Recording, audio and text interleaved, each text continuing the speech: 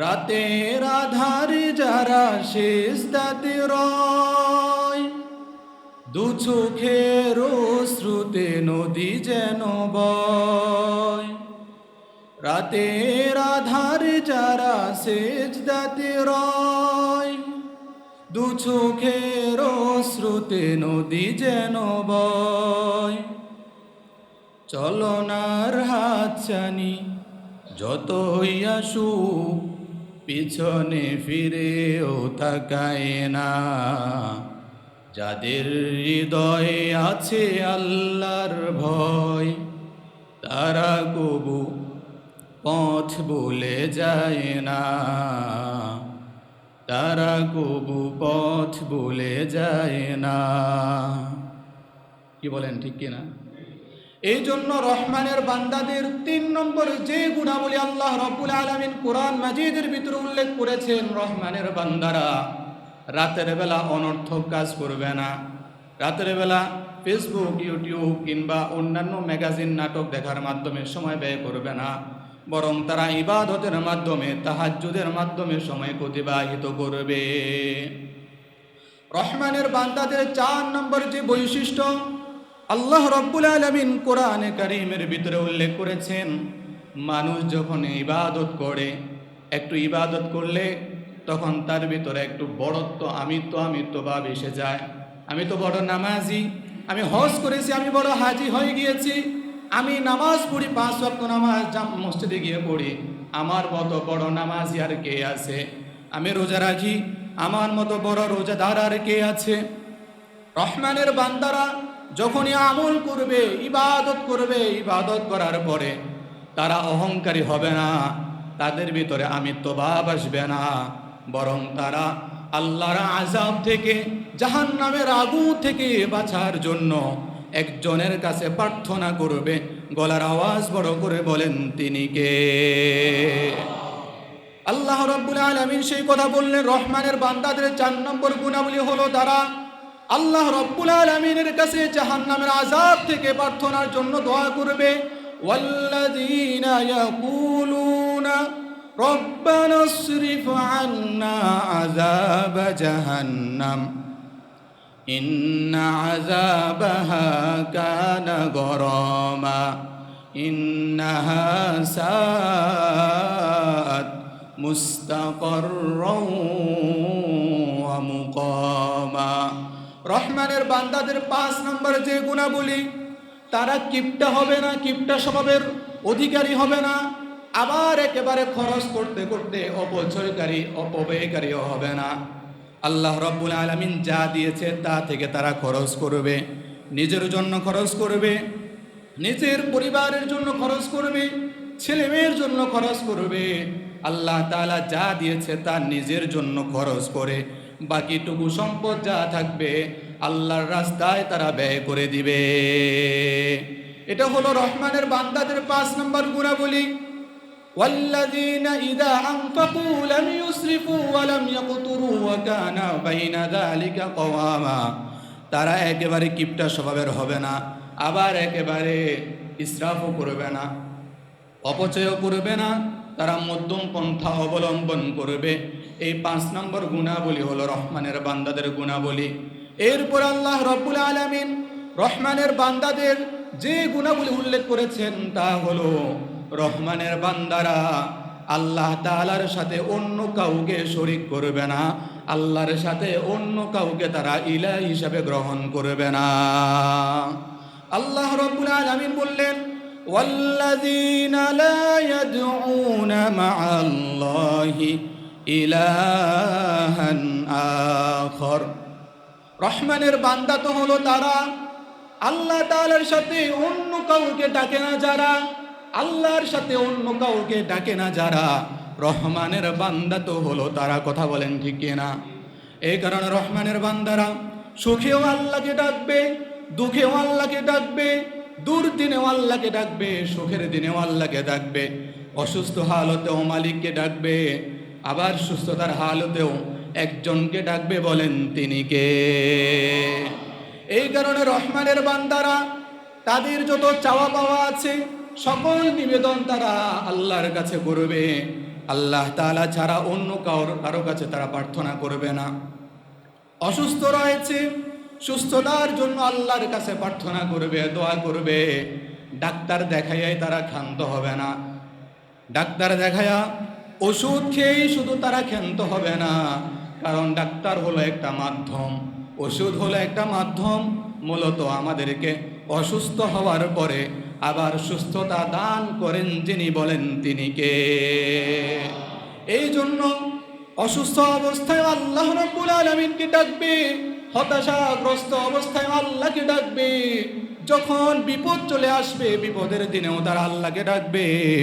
আবার যখন রহমানের বান্দারা সুখী সাম্রাজ্যশীল অবস্থায় যখন তারা দিন অতিবাহিত করবে, তখনও তারা আল্লাহকে ভুলে যাবে না, তখনও তারা তাদের মালিককে ডাকবে, যিনি আমাদের মালিক, বলেন তিনি কে?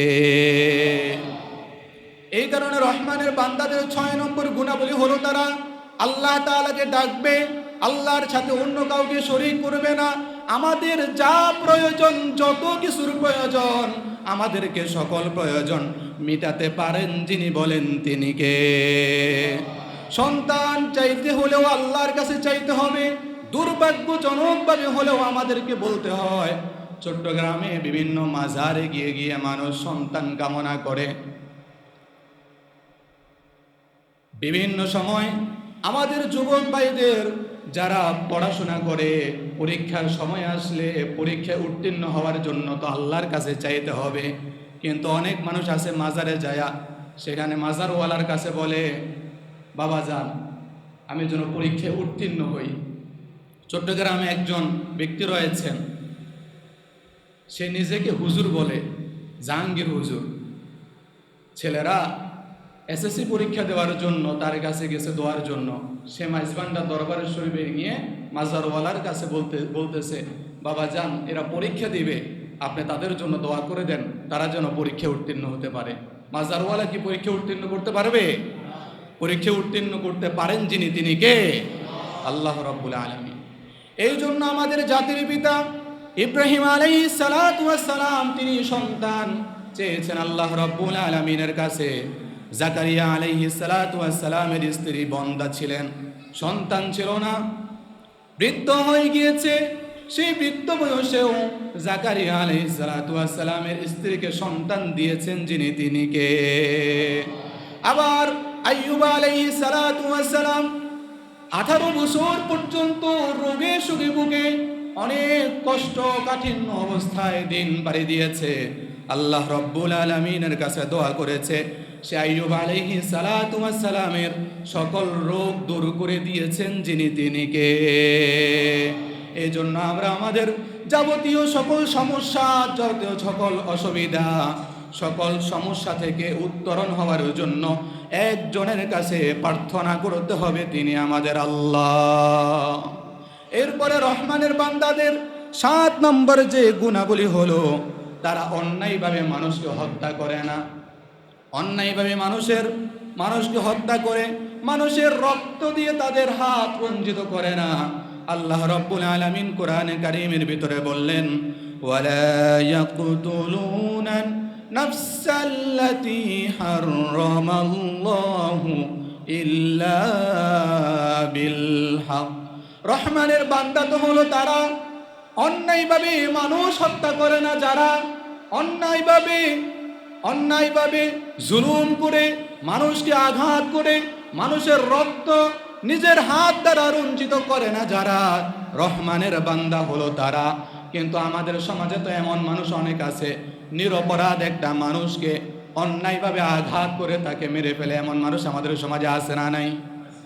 অন্যায়ভাবে কোনো অপরাধ ছাড়া নিরপরাধ একজন মানুষকে অপরাধী বানায়া তাকে শাস্তি দিয়ে দুনিয়া থেকে বিদায় করে দেয়, এমন নিকৃষ্ট জালেম আমাদের সমাজে আছে না নাই?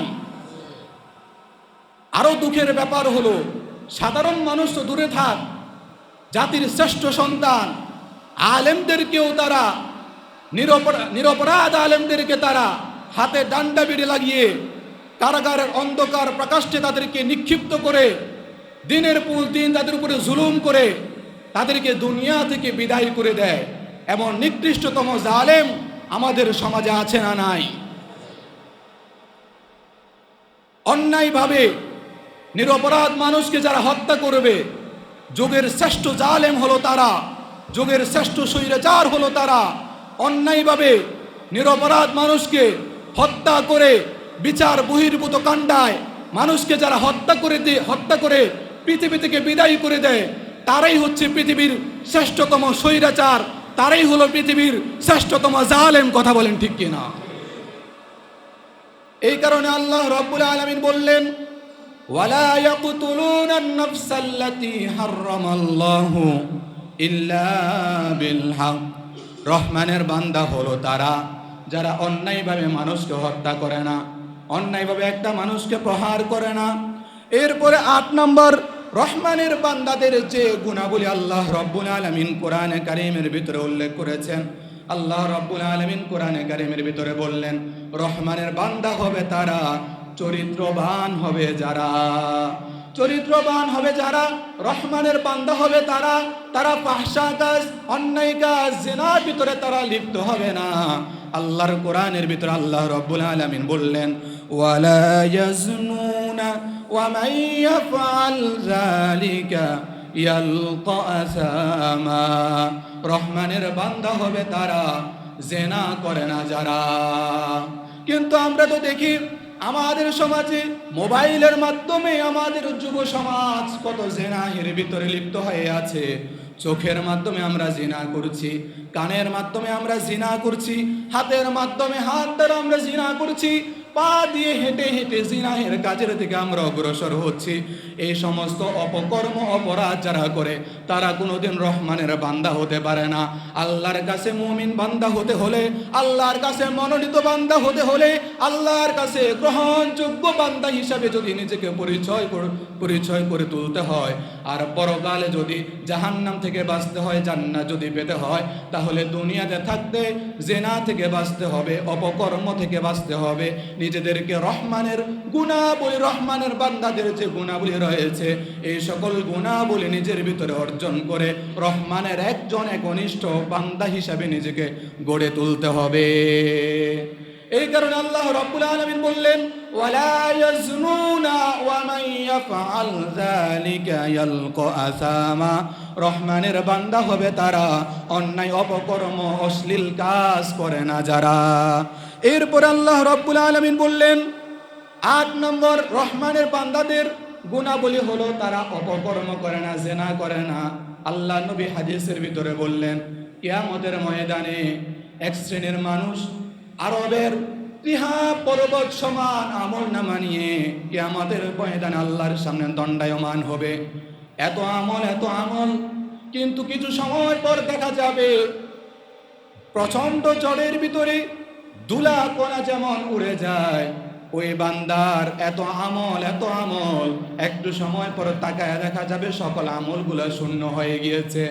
সাহাবায়ে কেরাম আল্লাহ নবীকে প্রশ্ন করলেন, ইয়া রাসূলুল্লাহ, ইয়া হাবিবাল্লাহ, ওই সকল মানুষ কারা যারা কিয়ামতের ময়দানে প্রচন্ড আরবের তিহা পর্বতের সমান আমল নামা নিয়ে কিয়ামতের ময়দানে আল্লাহর সামনে দণ্ডায়মান হবে? এত এত আমল নামা, এরপরে তাদের আমলগুলো শূন্য হয়ে যাবে। ওই সকল মানুষ কারা? আল্লাহ নবী বললেন, ওই সকল মানুষ হলো তারা যারা নামাজের সময় নামাজও পড়েছে, রোজার সময় রোজাও রেখেছে, পর্দার সময় তারা পর্দাও করেছে, তারা আল্লাহর বিধিবিধানগুলো মেনেছে। কিন্তু তারা যখন একাকী হয়ে যায়, তারা যখন অবসর হয়ে যায়, একা একই তারা গুনাহের সাগরে ডুবে যেত। যখন তারা ঘরের ভিতরে, যখন কেউ নাই, কেউ যখন নাই, ঘরের ভিতরে পরিবারের কোনো সদস্য নাই, তখন মোবাইল হাতের ভিতরে নিয়ে তারা গুনাহের সাগরে ডুবে গিয়েছে। ওই সকল মানুষরা যারা নিজের গোপন সময়গুলোতে যারা অন্যায় অপকর্ম কাজ করে সময়কে অতিবাহিত করেছে, ওই সকল মানুষরা কিয়ামতের ময়দানে অনেক আমল নিয়ে ওঠার পরেও তাদের আমলগুলো শূন্য হয়ে যাবে। কারণ আমরা যত নিভৃতে থাকি, যত গোপনে থাকি, যত নির্জনে থাকি না কেন, আমাদেরকে দেখেন যিনি, বলেন তিনি কে? পানির নিচে গেলে কি আল্লাহর চোখ পাকি দেওয়া যাবে নাকি? ঘরের অন্দর মহলের ভিতরে ঢুকে সেখানেও তো আল্লাহর চোখ পাকি দেওয়া যাবে না। দুনিয়ার কেউ আমাদেরকে দেখতেছে না, আমার মা আমাকে দেখে না, বাবা আমাকে দেখে না, নেতা আমাকে দেখে না, নেত্রী আমাকে দেখে না, সমাজের মানুষ আমাকে দেখে না, কিন্তু আমাকে এমন নীরব নিবিড়িতে আমাদেরকে দেখেন যিনি বলেন তিনি কে। তাই ওই আল্লাহর চোখকে আড়াল দিয়ে তো গুনাহ করা যাবে না। এই জন্য রহমানের বান্দারা, যুবক ভাইয়েরা, অনেক যুবক ভাইয়েরা আছে নীরবে নিবৃতে গুনাহ করে। আল্লাহ নবী হাদিসের ভিতরে বললেন, মাইয়াজমানলি মা বাইনা লাহইয়াইহি ওয়া রিজলাইহি আজমান লাহুল জান্নাহ। আল্লাহ নবী, বিশ্ব নবী, রহমাতে আলম নবী বুখারী হাদিসের ভিতরে বললেন, যে উম্মত, যে ব্যক্তি দুই চোয়ালের মধ্যবর্তী স্থান অর্থাৎ যে জিহ্বাকে হেফাজত করবে এবং দুই ওরুর মধ্যবর্তী স্থান লজ্জাস্থানকে যে ব্যক্তি হেফাজত করবে, আল্লাহ নবী, বিশ্ব নবী রহমাতুল লিল আলামিন বললেন, কাল কিয়ামতের ময়দানে আমি বিশ্ব নবী ঘোষণা দিলাম, ওই বান্দার জন্য, ওই উম্মতের জন্য জান্নাতের জিম্মাদার হয়ে যাব। সুবহানাল্লাহ। কয়টা জিনিস? একটা হলো দুই চোয়ালের মধ্যবর্তী স্থান জিহ্বা, কারণ আমাদের অধিকাংশ গুনাহ হয় এই জিহ্বা দ্বারা সংগঠিত হয়। অধিকাংশ গুনাহ আমাদের জিহ্বা এবং লজ্জাস্থান দ্বারা সংগঠিত হয়। যে কারণে আল্লাহ নবী বললেন, যে ব্যক্তি তার জিহ্বাকে হেফাজত করতে পারবে, লজ্জাস্থানকে হেফাজত করতে পারবে, কাল কিয়ামতের ময়দানে আমি নবী তার জন্য জান্নাতের জিম্মাদার হয়ে যাব। সুবহানাল্লাহ। এই জন্য আমরা সকল ধরনের অপরাধ অপকর্ম থেকে নিজেদেরকে বাঁচিয়ে রাখার চেষ্টা করব, নিজের জিহ্বাকে হেফাজত করার চেষ্টা করব, লজ্জাস্থানকে হেফাজত করার চেষ্টা করব। আল্লাহ রাব্বুল আলামিন আমাদের সকলকে তৌফিক দান করেন, বলেন আমিন। এরপর আল্লাহ রাব্বুল আলামিন রহমানের বান্দাদের 8 নম্বরে যে গুণাবলী কোরআনে কারীমের ভিতরে উল্লেখ করলেন, আল্লাহ রাব্বুল আলামিন বললেন, রহমানের বান্দা হবে তারা মিথ্যা সাক্ষ্য দেয় না যারা। আমাদের সমাজে মিথ্যা সাক্ষ্য দেয় এমন মানুষ আছে না নাই? নিরপরাধ একটা মানুষকে, অপরাধ করে নাই, মিথ্যা সাক্ষ্য দিয়ে তাকে জেলে ভরে দিয়েছে। একজন নিরপরাধ মানুষকে মিথ্যা সাক্ষ্য দিয়ে তার ফাঁসির সাজা শুনিয়ে দিয়েছে। এমন বাস্তবতা আমাদের সমাজে আছে না নাই? আল্লাহ রাব্বুল আলামিন বললেন, ওয়াল্লাযীনা লা ইয়াশহাদুনা আয-যুর। আল্লাহর বান্দা, রহমানের বান্দা হবে তারা মিথ্যা সাক্ষ্য দিবে না যারা, মিথ্যা সাক্ষ্য দিবে যারা, রহমানের গোলাম হবে না তারা। এরপরে 9 নম্বরে আল্লাহর গোলাম, 10 নম্বরে আল্লাহর বান্দা, রহমানের বান্দা হবে তারা যখনই তাদেরকে কোরআন থেকে উপদেশ দেওয়া হবে তখন তারা অন্ধ আর বধিরের মতো আচরণ করে না, বরং কোরআন থেকে উপদেশ পাওয়া মাত্র সেই উপদেশ থেকে লুপে নিয়ে গ্রহণ করে রহমানের বান্দারা।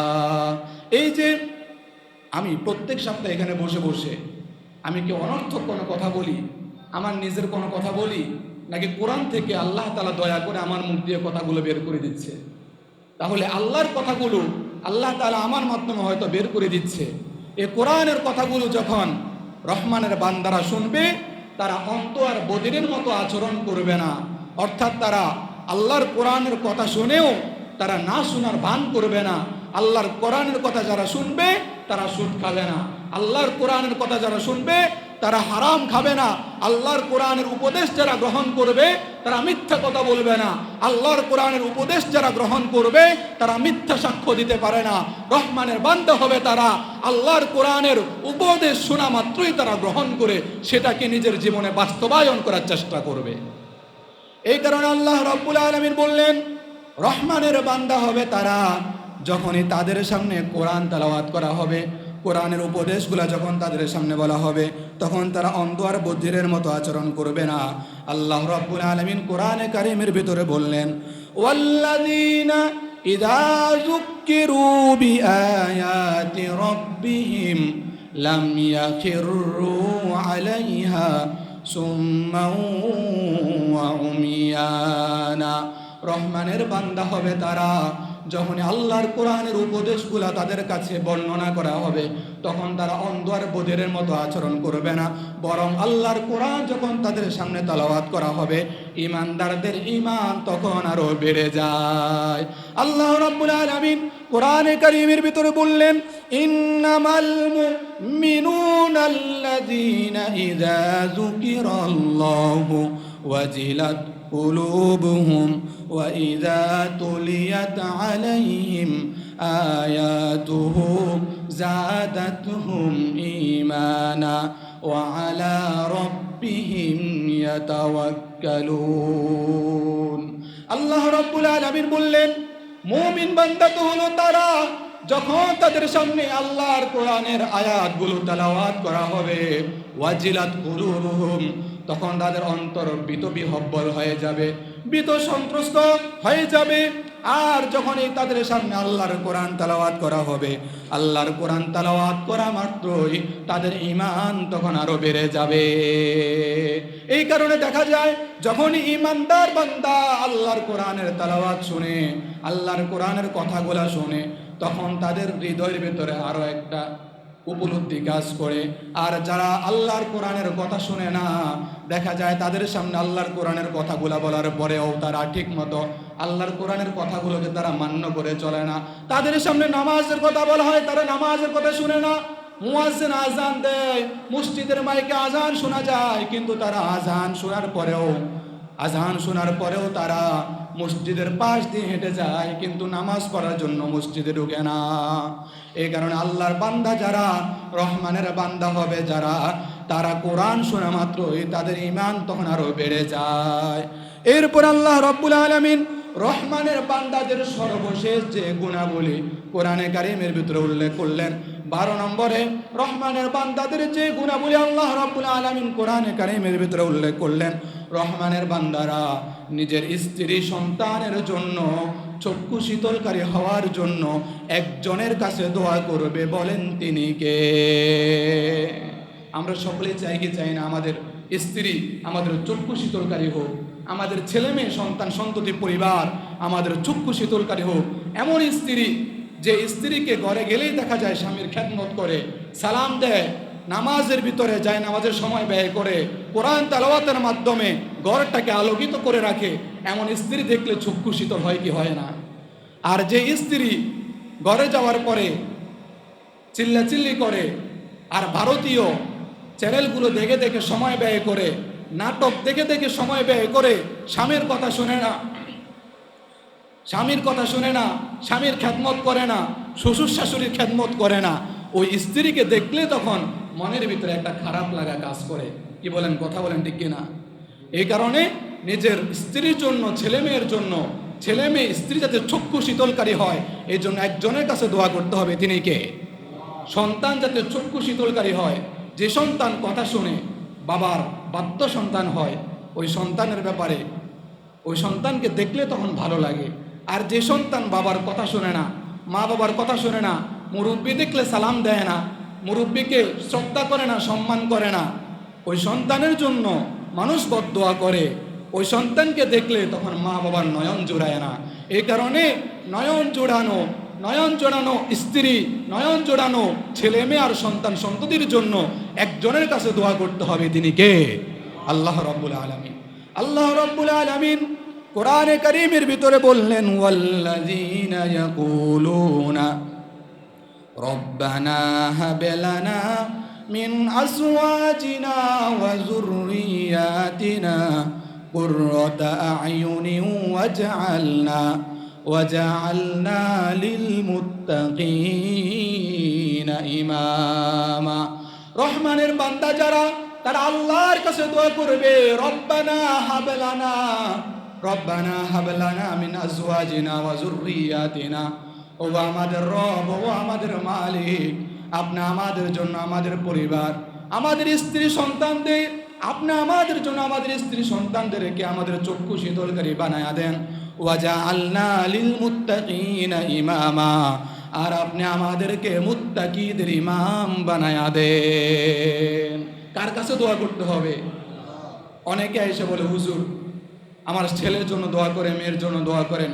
ছেলেটা যাতে অমুক আলেমের মতো হতে পারে, তার মতো হতে পারে। আরে তার মতো কেন হবে? আল্লাহ তো কোরআনের ভিতরে দোয়া শিখিয়ে দিয়েছে, ওয়াজআলনা লিল মুত্তাকিনা ইমামা, আমরা যেন মুত্তাকিদের ইমাম হতে পারি। এর থেকে বড় দোয়া আর কি হতে পারে? যে সন্তান, যে ছেলে, যে ব্যক্তি মুত্তাকিদের ইমাম হয়ে যাবে। মুত্তাকি কারা? আল্লাহর কোরআনের তাফসির এক আয়াতের তাফসির ভিন্ন আয়াতে পাওয়া যায়। ইন্না আক্রামাকুম ইনদাল্লাহি আতকাকুম, আল্লাহ রাব্বুল আলামিন বললেন, নিঃসন্দেহে তোমাদের মাঝে সর্বোত্তম, আমার কাছে সম্মানিত ব্যক্তি হলো সে যে ব্যক্তি অধিক তাকওয়াবান, অধিক পরহেজগার। আমাকে যে ব্যক্তি বেশি ভয় করে, জাহান্নামকে যে ব্যক্তি বেশি ভয় করে, সেই হচ্ছে মুত্তাকি, সেই হচ্ছে তাকওয়াবান। এই কারণে আল্লাহ রাব্বুল আলামিন বললেন, তোমরা দোয়া করো তোমাদের নিজেদের জন্য, সন্তানের জন্য, পরিবারের জন্য, যেন আল্লাহ তাআলা আমাদের সকলকে মুত্তাকিদের ইমাম বানায় দেন। আরে যেই ব্যক্তি মুত্তাকিদের ইমাম হয়ে যাবে, সে তো আরও মুত্তাকি হবে। কারণ মুত্তাকিরা তো আল্লাহকে ভয় করে, মুত্তাকিরা তো গুনাহের কাজ করতে পারে না, মুত্তাকিরা তো হারাম কাজ করতে পারে না, মিথ্যা কথা বলতে পারে না। আর যে মুত্তাকির ইমাম হবে, সে তো আল্লাহর আরও নৈকট্যপ্রাপ্ত বান্দা হয়ে যাবে। এই কারণে আল্লাহর কাছে দোয়া করতে হবে, রব্বানা হাবলানা মিন আজওয়াজিনা ওয়া যুররিয়াতিনা কুররাতা আয়ুনিন ওয়াজআলনা লিল মুত্তাকিনা ইমামা। এই দোয়াটা আমরা সবাই পড়তে পারবো কি পারবো না? আল্লাহ তাআলা আমাদের সকলকে এই দোয়া পাঠ করার তৌফিক দান করেন। রব্বানা হাবলানা মিন আজওয়াজিনা ওয়া যুররিয়াতিনা কুররাতা আয়ুনিন ওয়াজআলনা লিল মুত্তাকিনা ইমামা। যারা বিবাহ করেছেন আর যারা এখনো যুবক ভাইরা বিবাহ করেন নাই, এই দোয়াটা বেশি বেশি পাঠ করবেন। আগত নবাগত স্ত্রী যাতে আপনার চক্ষু শীতলকারী হয়, আর যারা বিবাহ করেছেন তাদের স্ত্রীও যাতে চক্ষু শীতলকারী হয়, সন্তান সন্ততিও যাতে চক্ষু শীতলকারী হয়, এই জন্য আল্লাহর কাছে এই দোয়া বেশি বেশি পাঠ করতে হবে। তবে আল্লাহ তাআলা আপনাকে নেককার স্ত্রী দান করবে, তবে আল্লাহ তাআলা আপনাকে নেককার সন্তান দান করবে, যে সন্তানের মাধ্যমে, যে স্ত্রীর মাধ্যমে আপনার চক্ষু শীতল হবে।